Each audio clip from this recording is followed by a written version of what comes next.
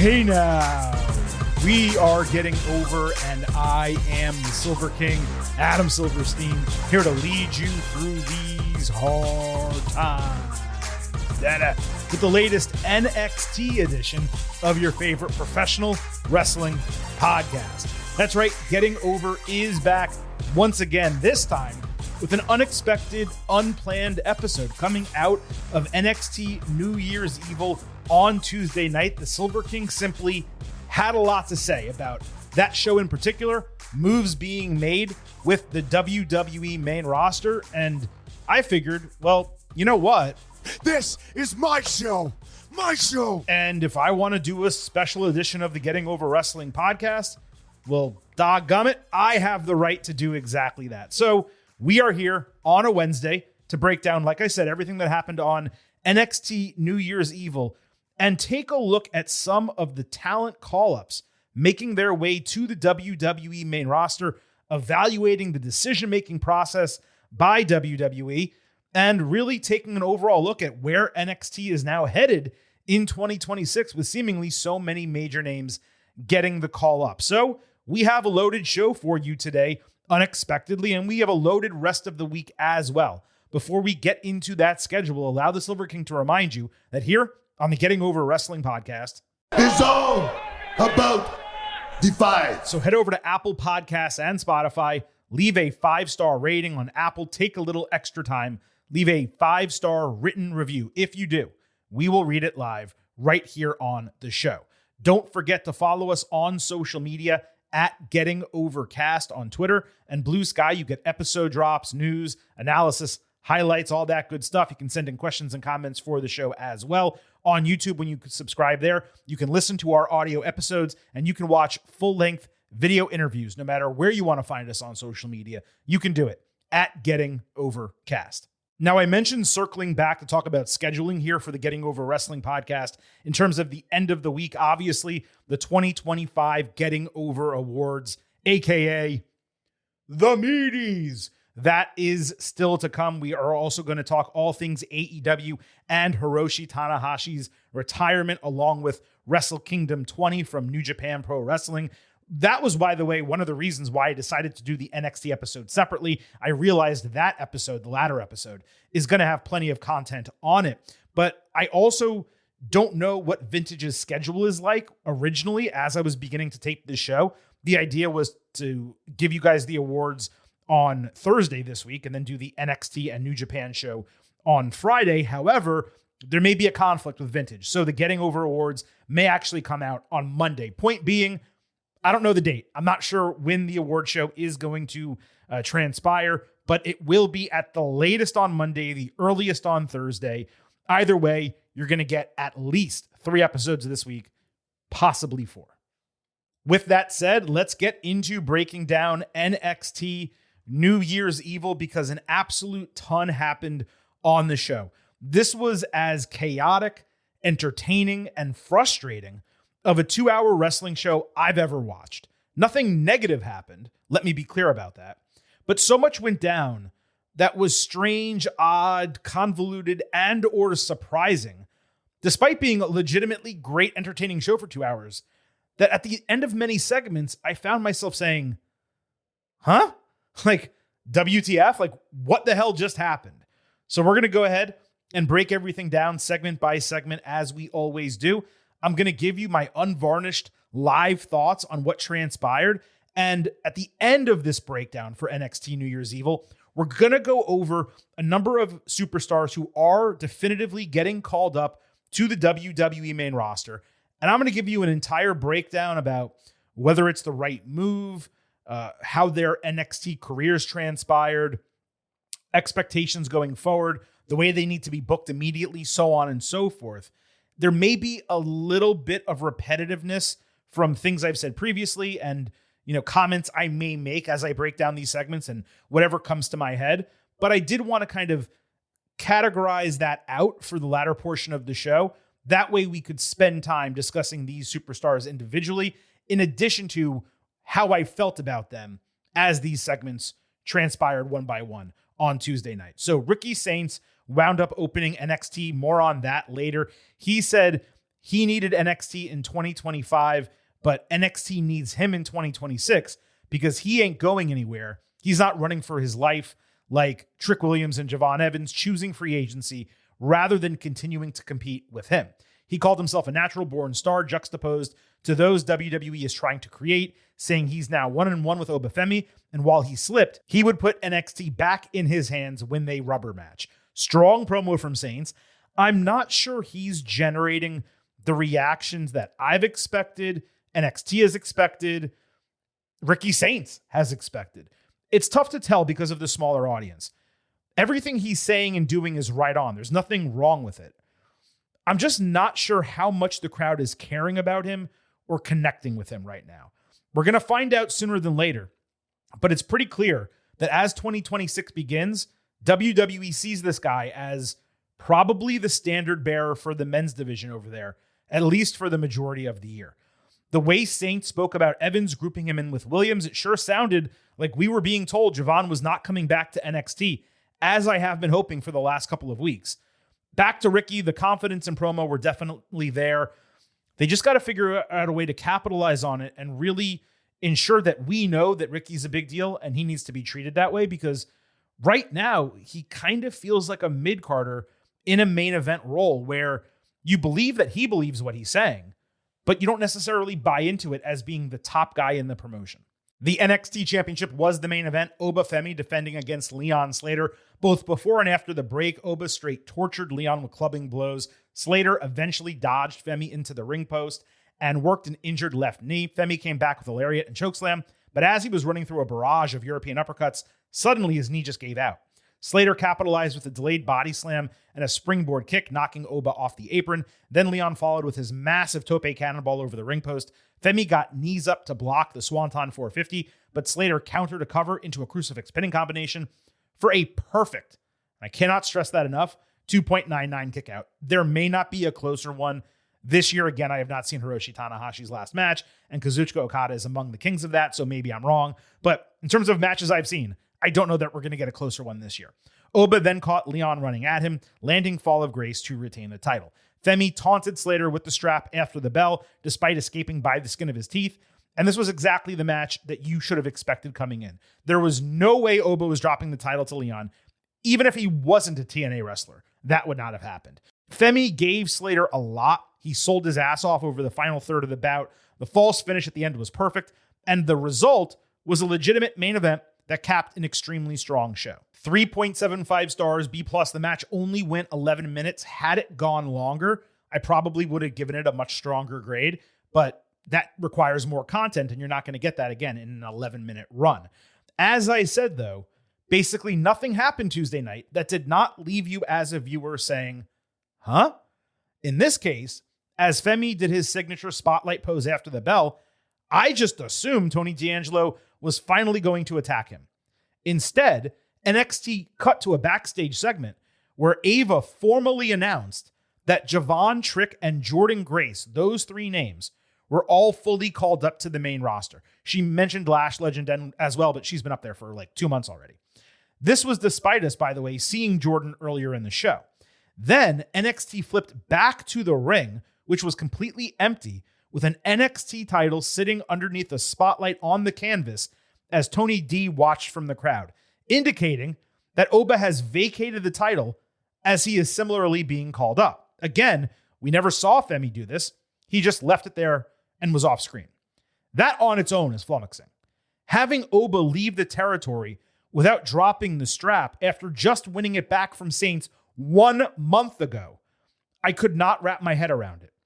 We were used to lacking communication between the main roster and NXT when Vince McMahon was in charge. He would take whomever he wanted from Paul Levesque at the drop of a dime, and they would just have to figure out the storylines. That has not been the case since Triple H has been in charge working with Shawn Michaels, his best friend.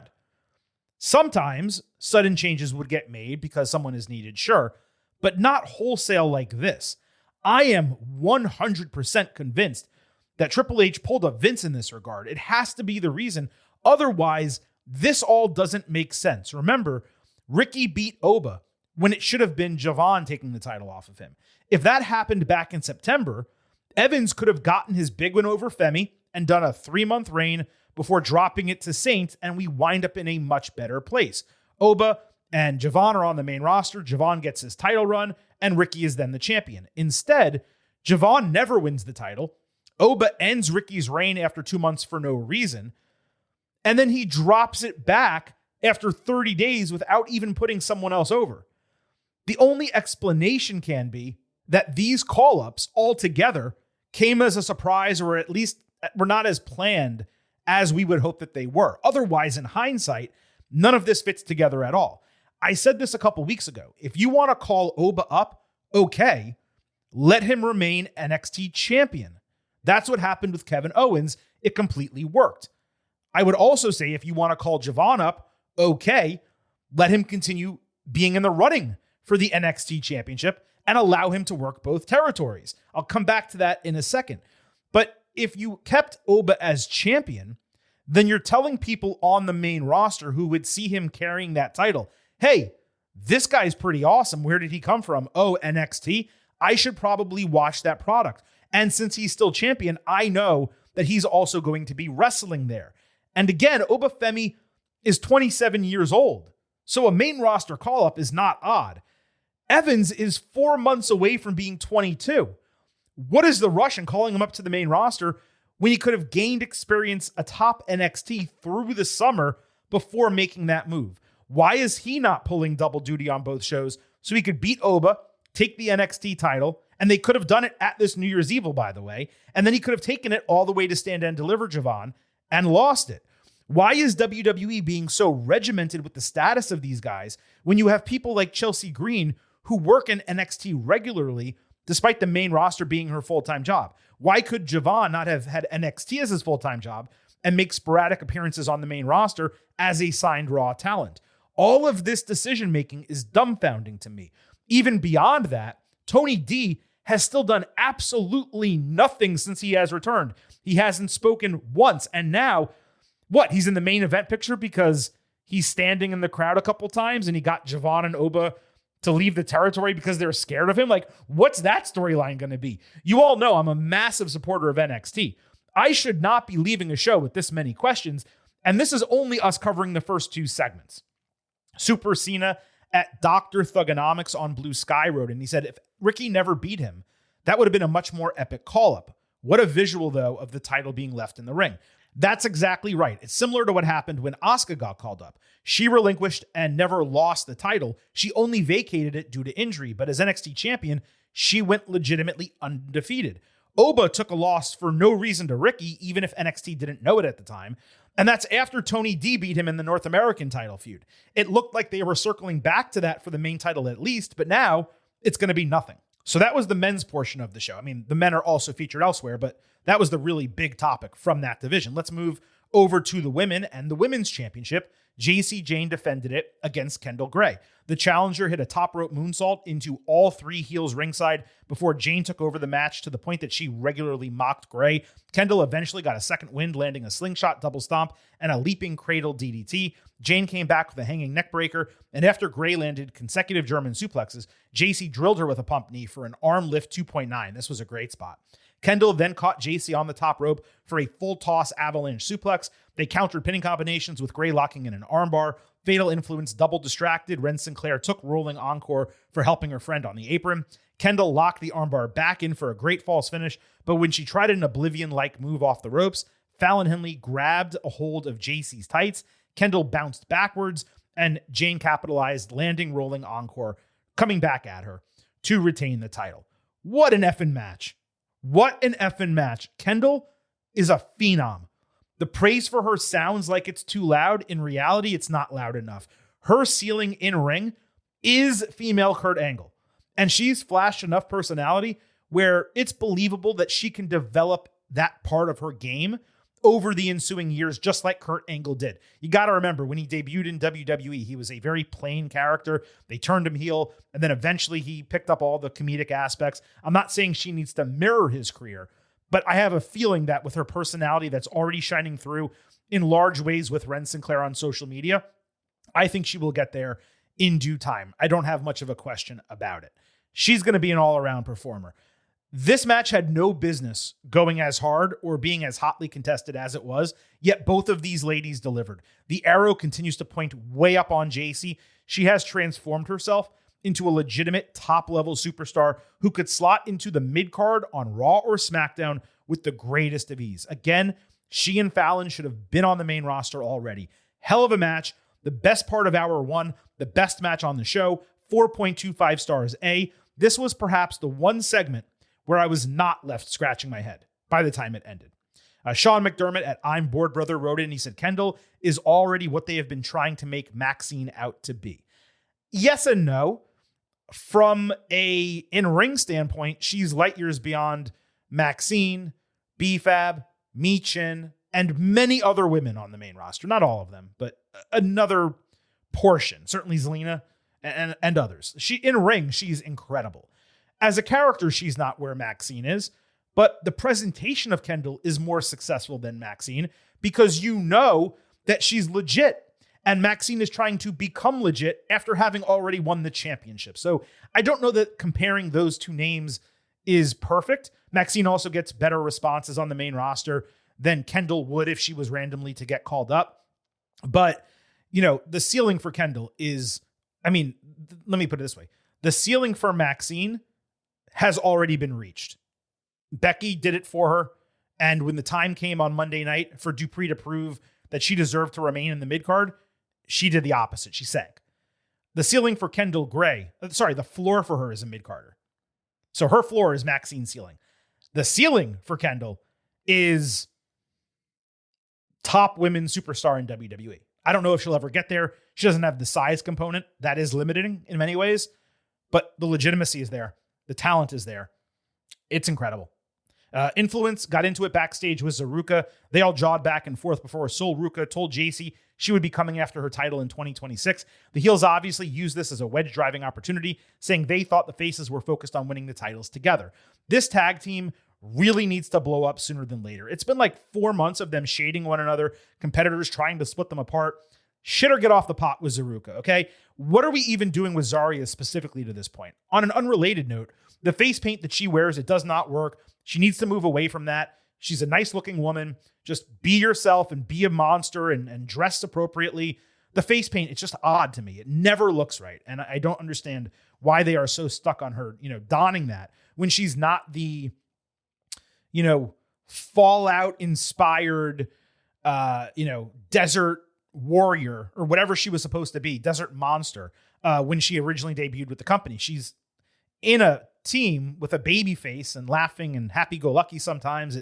The face paint doesn't really fit the aesthetic of everything else that we know about her to this point. My assumption is they're going to have Sol beat JC for the NXT women's title, call up Jane, and then that's when she starts feuding. Sol does with, I almost called her Zaruka, with Zarya.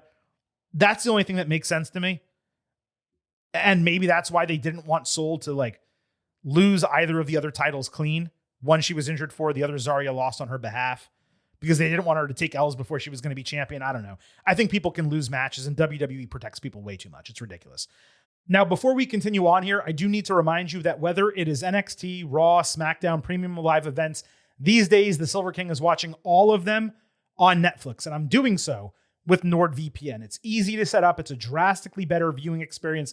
You still get the high quality streams and you get commercial-free shows. All you have to do is sign up at nordvpn.com/gettingover, open the app, quick connect to another country like Canada or the United Kingdom, open Netflix, and watch the show. It also allows you to get around online censorship and surveillance and protect your private data. And one NordVPN account, it can be used on 10 devices. So get the best discount for the best VPN. nordvpn.com/gettingover. Our link gives you 4 extra free months off the 2-year plan. And there is no risk because Nord has a 30-day money-back guarantee. So improve your WWE viewing, save money, browse safer online, and get the best discount for the best VPN at nordvpn.com/gettingover. We love having NordVPN as the official sponsor here of the Getting Over Wrestling podcast. Okay, here we go back to scratching our heads.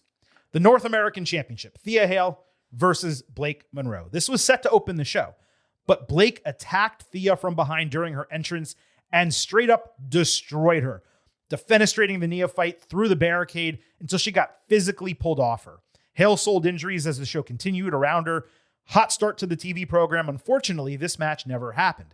Ava backstage kicked Monroe out of the building, told her she was banned. Now, I'm not sure why the match was booked on the show if they knew they wouldn't have time for it. That was my mindset after this segment went off the air. It told me something significant changed between the tapings 3 weeks ago and Tuesday's live show. Later backstage, Ava told Thea that she would push her title match back until she's 100%. Hale protested, saying she wants to prove herself, and she even begged to let Ava bring Blake back into the building. Ava refused because she didn't want to reward bad behavior, but as Thea pleaded to be allowed to wrestle, she suggested bringing back her open challenge. Jordynne Grace was there. She got her back. She said Thea's an adult. She can make up her own mind, and Ava accepted. Once that happened, my expectation was that Jordynne would then be answering the open challenge, turning heel, beating Thea, and that would be a fun twist to their, 3-week mother-daughter dynamic because, Jordynne would see this, girl who is clearly immature and is making bad decisions. She, Jordynne, is struggling to win titles in NXT. She's going to take advantage of this opportunity. And she's going to take advantage of this girl who thinks that Jordynne is motherly to her and has her back. I was like, this is brilliant. It's a great piece of booking. But it didn't happen. So canceling the match to run another one, it made the show opening even more nonsensical unless Blake was injured or is getting a surprise call up to the main roster. That to me was the only explanation for not giving Monroe back the title when she was never supposed to lose it in the first place. So then we had Tatum Paxley versus Izzy Dame, which was a scheduled match. There was some brief, highly unconvincing acting from Ava backstage as she had to make the improvisational move to push this match up to the start of the show after the aforementioned attack. Dame overpowered Paxley early, caught her in a real nice lion tamer. Tatum answered by catching Izzy on the top rope with the Spanish fly. Super impressive given the size differential and Dame's height. Paxley followed with a German suplex. She got her head booted off with Dame adding a gut-wrench Liger bomb. Izzy escaped cemetery drive with a little bit of a crucifix bomb, adding a super impressive flip over cutter. Dame went back to it, but Paxley escaped and hit a Pele kick plus a 450 splash that half landed, and then cemetery drive for the squeaky clean victory over this woman that she hates. We obviously had serious concerns entering this match, considering there was no stipulation, despite Tatum wielding a chainsaw 2 weeks ago and being out for extreme revenge. I figured Paxley's victory would just get pushed off until a rubber match. So it was a beautiful surprise that she not only won this match, but did so clean as a whistle in 12 minutes without any protection or controversy. And that's a massive victory, considering Tatum should be singularly focused on the women's championship, winning it back as soon as Vengeance Day or as late as Stand and Deliver. This exceeded expectations, and coming out of it, there was no scratching my head until Thea Hale came back out to the ring, saying she was devastated by Monroe's attack and refused to not give fans a title match like she promised. She wants to prove that she deserves to be champion. There was a rush to the ring from the roster because it's an open challenge in NXT. Tatum wound up splitting them down the middle by wielding her chainsaw, and it looked like she was about to get the title match and capitalize on her early win. However, Izzy came into the ring from the other side. Sean Spears threw a referee under the ropes and the bell rang.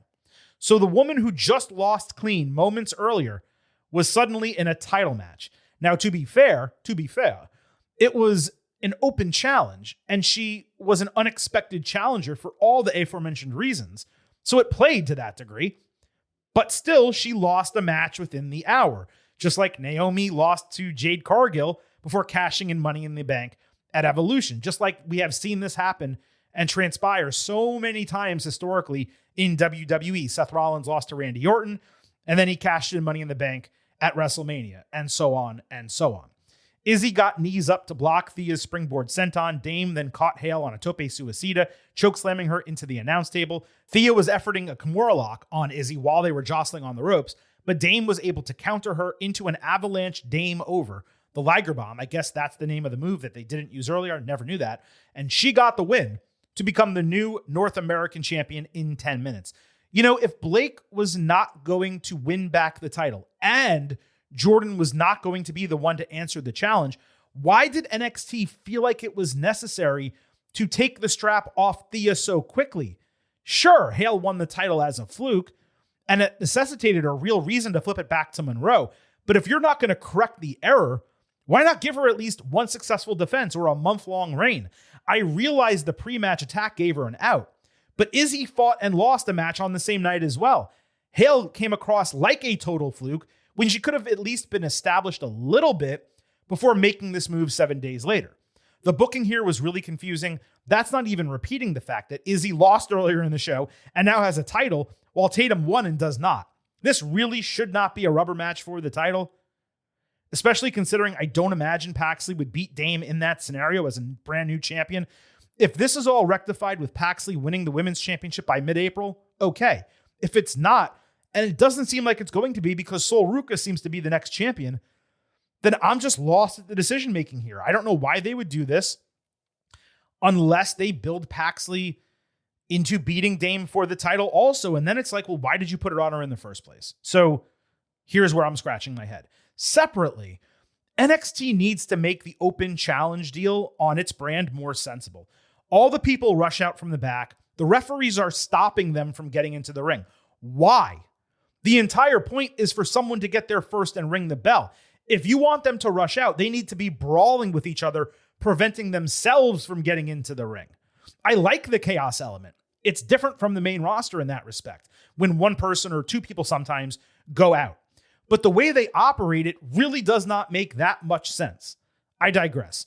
Eric Goldfader, at EG Movie Man wrote it, and he said, we begin this year with all the mid-card women's titles changing hands, whereas last year, all the top women's titles changed hands. That's crazy. That's true, but it's not just the mid-card titles, it's the Women's Tag Team Championship as well. So the Intercontinental Championship, the United States Championship, the Women's Tag Team titles, and the North American Championship all changed hands inside of 5 days. And last year, it was the top women's titles that all changed hands. I believe it was also inside of 5 days. It might have been 7, but either way, WWE is getting into this zone where it always flips some straps around New Year's. It has now become predictable. Hopefully, 2026 into 2027, this does not happen again. Or if it does, it's a little bit more segmented where like the men's US champion and the women's intercontinental champion change or something like that. But yeah, they changed every non-world title involving the women in WWE all in a span of 5 days. Ethan Page backstage bragged to Ava about all of his 2025 success, especially considering how many times he was forced to defend the title and did so successfully. Then he put over Vanity Project, ensuring they had time to speak with her. The idea being that they're going to be featured on the brand more in 2026. Immediately after this segment was an advertisement for Jackson Drake defending his Evolve title against Shawn Legacy, who should have won it last time they fought, by the way. But it stands to reason that title is going to change hands and the call-up will be final. Paige as the house dad for these guys, it fits way, way too well. Every time they're together, it's magic. And I hope if Ethan is staying in NXT for most of 2025, that he continues working with them to a significant degree.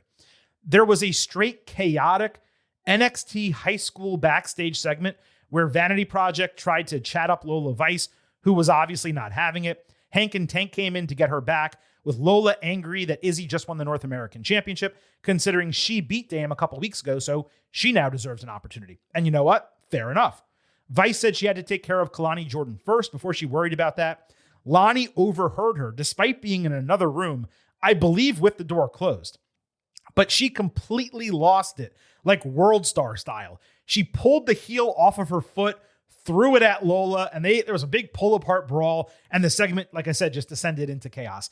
This was classic modern NXT. It's something we've actually been missing on the show for quite some time. It was one of my favorite segments in which Lonnie has been involved, probably in her entire career. I just love the way she lost her shit here.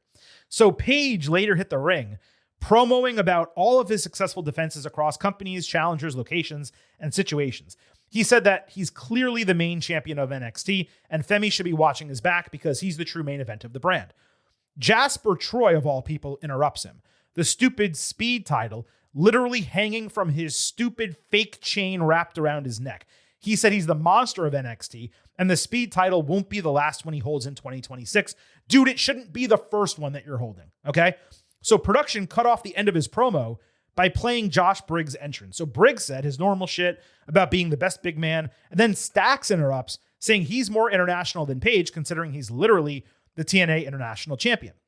Shiloh Hill, who has accomplished nothing, he entered next. I guess he beat Stax in the Christmas Chaos match, to be fair. He informed Stax that he's fighting him for his TNA title next week. So that had nothing to do with Page in the North American Championship. Tavian Heights was out next, hyped up about the circumstances. He called out Troy, saying he's in line for the Speed title next week. Who even gives a shit about the Speed title? Page then goaded Heights into throwing a punch, which landed on Troy. He was able to get out of dodge as the other guys all fought their future opponents. When Ariana Grace tried to slap Shiloh, he did a little mini dance routine with her in his arms. Even though she was impressed, his false tooth fell out of his mouth, which freaked her out and ended the segment accordingly. The most significant takeaway from this is that the men's division in NXT is in dire straits. More so with Trick called up and Javon now on the main roster permanently. Outside of Page, none of these guys had anything that told you they could hold the North American strap, let alone the NXT championship. So while it was entertaining, it was a heavily convoluted segment involving 3 different titles, one meaningful, one a joke, and a third from a different brand. And again, the visual of all these lower to mid-carders standing around talking about being the best, it did not hit when you know none of them are, except for Ethan Page. I don't know what NXT needs to do. Maybe they need to bring down people from the main roster, like the Creed brothers, split them up, let one go for the mid-card, one go for the main title. But they got to move fast because this division, it is nearly dead. So Page later backstage came across Miles Bourne and some rando from Evolved named Tate Wilder. He was infuriated, Page was, about Bourne neither taking his advice nor realizing he probably should have been in the ring for that prior segment because it was champions and challengers involved. Bourne taking the title from Page, it works better than any other option.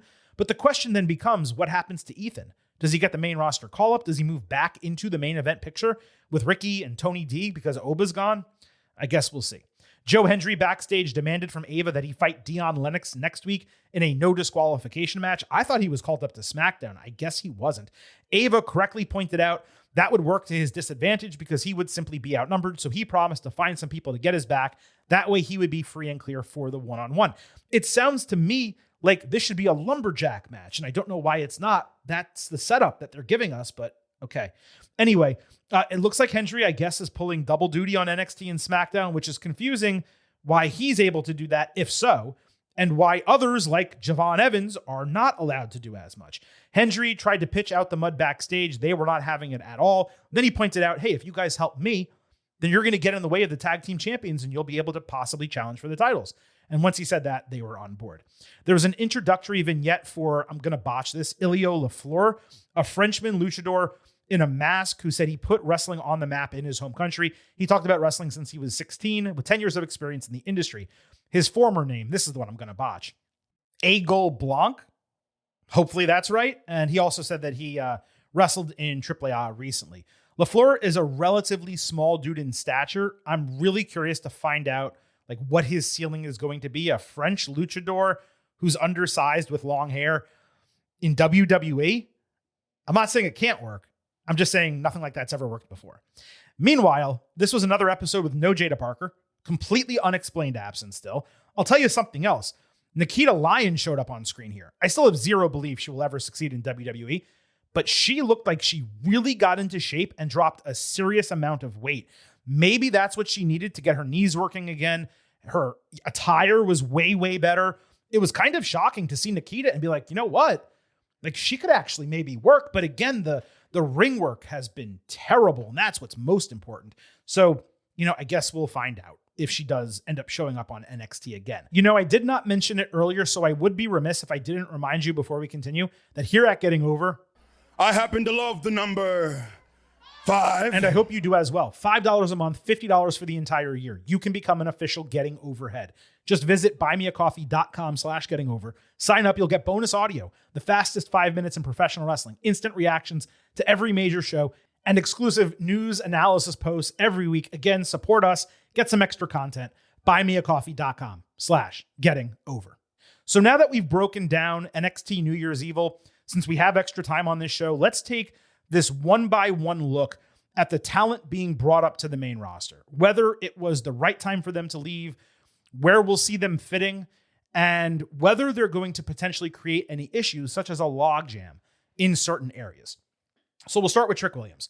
the no-brainer call-up of the group. Not because he's more ready than anyone else necessarily, but because he's accomplished everything in NXT and he's improved to the point where, especially at age 31, you need to put him in a position to succeed and maximize his talent.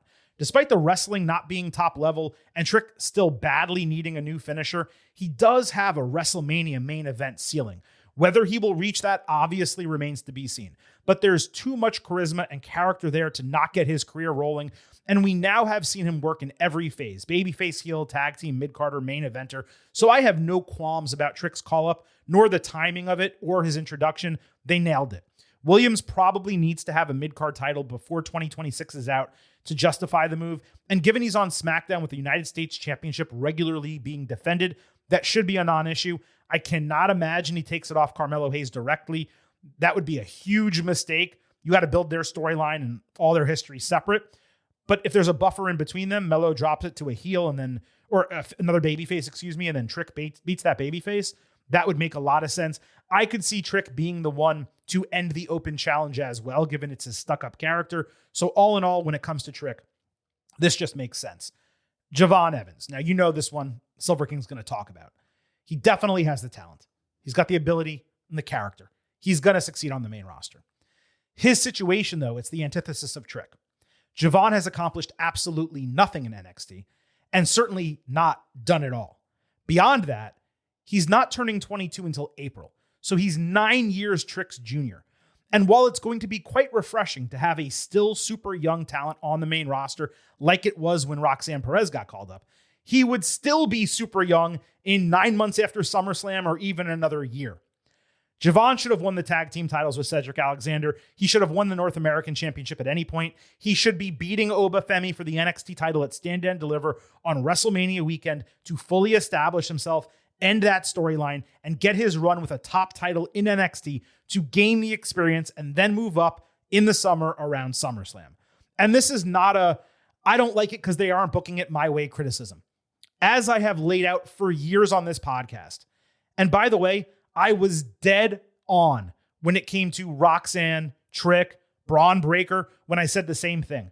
WWE is so stacked on the main roster, it should not be calling up people until they are 100% ready and have every bit of experience they need. Evans doesn't have that yet. I have zero doubt he's going to succeed, but unless WWE is going to strap the rocket to this kid and have him do something like beat Dominic Mysterio for the Intercontinental title at WrestleMania as a big put-over moment, I don't see where he fits in. The introduction was also the antithesis of Trick. Williams is standing in the ring with frickin' Sami Zayn, going toe-to-toe in a promo. Evans signs a contract during a commercial break the American audience doesn't even get to see on their televisions. Whereas SmackDown badly needed mid-card talent that can grow, Raw actually does not. Austin Theory, Braun Breaker, Dragon Lee, Grayson Waller, I hate to say it, Logan Paul, Penta. These are all guys who, if you want to push someone fresh, realize I said fresh, not necessarily young. Those are all guys on that brand who need TV time, match time, and title opportunities. That's just Raw. If Javon is not jumping them, people are going to lose their minds about him getting wasted, despite, again, still not even being 22. This when he could be in NXT, solidifying himself, continuing to build mass, and being the top star on the brand, which would help him more long-term having that experience. As I said before, if you're frothing at the mouth to get Javon on the main roster, cool, give him a dual contract. He should be like the opposite of Chelsea, someone who works NXT primarily, but shows up on Raw occasionally, the best of both worlds. I don't understand why this is being so regimented with him. And again, let me state, I'm a massive fan of this kid. All I want for him is huge success. I do believe he's going to be the actual definition of a superstar for WWE, and that's precisely why I feel so strongly about this. Oba Femi. Obviously don't have an issue with him getting called up. The entire problem here is the timing.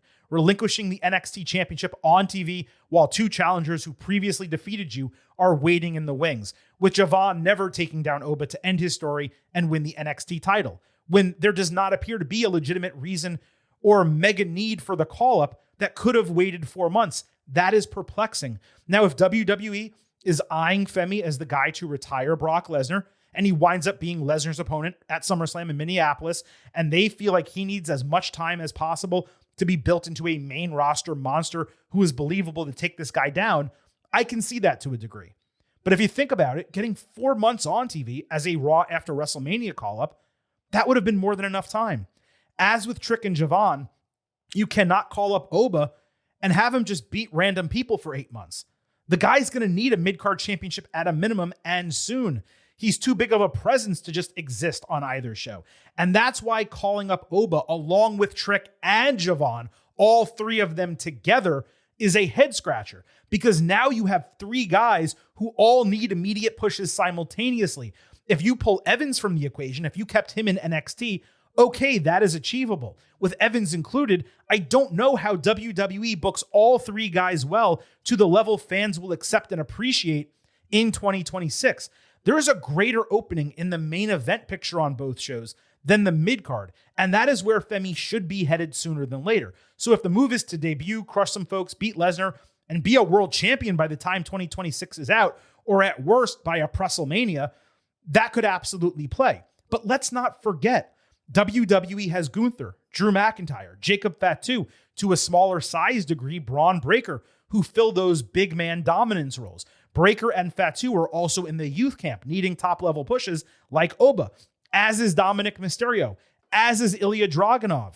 So that's 4 other big guys and 4 other young guys, not even mentioning Trick and Javon, where creative needs to be figured out. So again, I'm all for Femi being called up. But what was the rush to do it before WrestleMania? There needs to be something significant planned for him.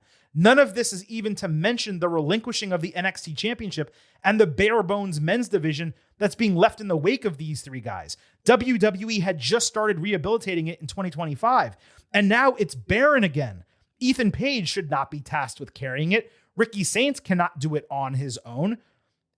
Ethan, if you were going to call someone up, made more sense than Javon. Ricky is fine as an A-side heel, but where's all the faces?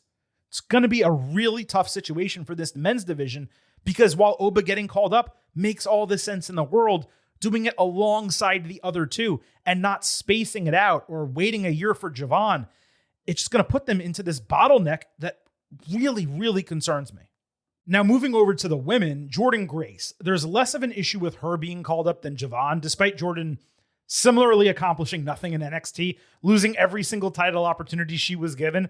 The difference being that Grace is 29, so she's actually quote-unquote old comparatively for a women's call-up especially, and from an in-ring standpoint, she didn't need NXT in the first place. The development she required was character and promo, and to that end, more time in Orlando would have been beneficial for her. She never got there. It seemed like that was about to come, as you gotta believe that Jordynne was supposed to win the North American Championship from Blake Monroe to conclude their feud before the Thea Hale situation happened.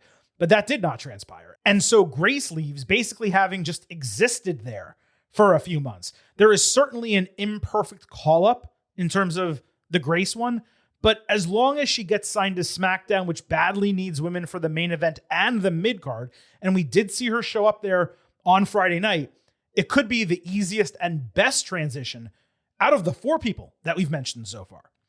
Blake Monroe. Even coming out of NXT on Tuesday, this is not official. She was banned from the building by Ava. She wasn't kicked out of the promotion. However, with the North American title going to Izzy, it sure seems like Blake is gone too. She certainly has had more success than Jordynne, and she developed a character in a far more significant manner. But it felt like Monroe was just scratching the surface of improving her overall game to become main roster ready. Despite the way she was booked in AEW, I do not believe she was ready for the main roster coming over to WWE. Even now, I'd like to see her get another 6 months in NXT. But WWE, they do need to build out the women's division badly. Blake is more ready than most in NXT. And especially if she goes over to SmackDown, her addition is needed. That said, if she does go to SmackDown, you probably need to move Tiffany Stratton over to Raw. At least she won the North American title before the call-up. Frankly, I would flip her for Julia and Kiana James. I would send both of them back to NXT, get them seasoning, completely adjust James' character, reestablish Julia as dominant, then bring them back up separately to different brands on the main roster. Just get it right with both of them.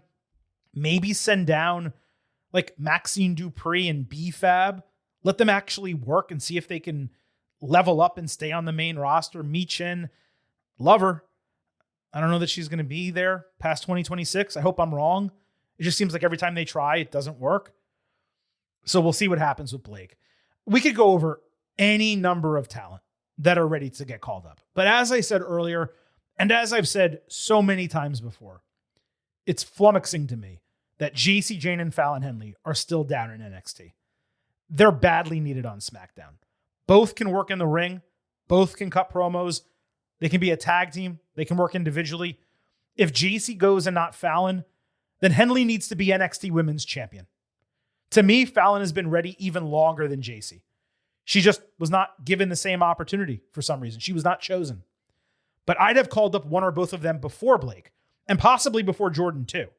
Again, all four could easily be on the main roster tomorrow, and NXT would be just fine. The women's division is completely different from the men's division. Because think about this. You call up these four. You have Sol Ruka, Tatum Paxley, Izzy Dame, hopefully Jada Parker, Kalani Jordan, Lola Vice, and Kendall Gray, Ren Sinclair, and a bunch of other young women. Then you go to the men. You call up those three guys that we've been talking about. You have Ethan Page and Ricky Saints on a tier separate from everyone else due to their experience and talent. Then you have Tony D, who exists on his own tier as someone who's just a super senior and we know can go in the ring and probably can be a main eventer there if booked properly. And then what do you have? You just have a bunch of other dudes who I don't even look at them as North American champions, let alone main eventers. Can Dion Lennox and Saquon Sugars level up? Absolutely they can. I think they have a lot of talent. Can Miles Bourne get there? Probably. There seems like there's something missing with him. I don't know what it is. Randy Orton was he gets compared to Randy Orton all the time. Randy Orton was so much more of a character than Miles. Randy Orton was so much better in the ring than Miles already. So can he be that B-side eventually? I think he could. Is Joe Hendry there? Are you booking Joe Hendry as a main eventer? So you look at the men's division and you're like, oh my God, they finally got it right, or they were getting it right as 2025 was ending. And now they're going backwards. So this was very much a show that told us NXT was entering a new era. Probably the most drastic shift since the 2.0 change, because when 2.0 became white and gold, it was a pretty seamless transition, just some adjustments into how things were done. There wasn't a mass exodus of talent. This is a mass exodus of talent. It may not be at the same level that it was when Black and Gold became 2.0, and the change in the show may not be drastic. In fact, it probably won't change at all. Maybe it goes a little bit more NXT high school years like it was during 2.0 because there's so many young people. But this show, starting next Tuesday and moving forward, it's going to be vastly different than the one that ended 2025. And if you're Shawn Michaels now, I would not be surprised if you just tore up a bunch of papers in your office because many or all of your plans for NXT Stand and Deliver were thrown out the window with these call-ups. So yeah, folks, that's the conversation I wanted to have coming out of NXT Tuesday night. I hope you all found it valuable. Certainly was long enough for an additional episode of the Getting Over Wrestling podcast. As mentioned, our schedule remains a bit in flux as this week concludes. The 2025 Getting Over Awards, aka the Meaties. Those will be published either Thursday or probably Monday. At this point, those are the 2 days that make the most sense. We'll have an AEW show along with New Japan Pro Wrestling, the retirement of Hiroshi Tanahashi. That will come out Thursday, potentially, if the Meaties don't air. Possibly Friday, either way, just based on the time I need to be able to watch the matches and cover the product and make sure that we do a comprehensive program for you. Either way, plenty of performance-enhancing audio coming your way right here on the Getting Over Wrestling podcast. On the way out, allow me to remind you here at Getting Over, I happen to love the number 5. and I hope you do as well, because for $5 a month, $50 for the entire year, you can become an official Getting Overhead. Just visit buymeacoffee.com/gettingover. Sign up. You'll You'll get bonus audio, the fastest 5 minutes in professional wrestling, instant reactions to every major show, and exclusive news analysis posts every week. Again, buymeacoffee.com/gettingover. Don't forget to follow us on social media at GettingOvercast on Twitter and Blue Sky. You get episode drops, news, analysis, highlights. You can send in questions and comments for the show. On YouTube, you can listen to our episodes, and you can watch full-length video interviews across the board at Getting Overcast. And lastly, don't forget, It's all about the fight. so head over to Apple Podcasts and Spotify. Leave a 5-star rating on Apple. Take a little extra time. Leave a 5-star written review. If you do, we will read it live right here on the show. Thank you all so much for listening to this edition of the Getting Over Wrestling podcast. This is the Silver King, Adam Silverstein, signing off and leaving you with just 3 final words. Bye for now.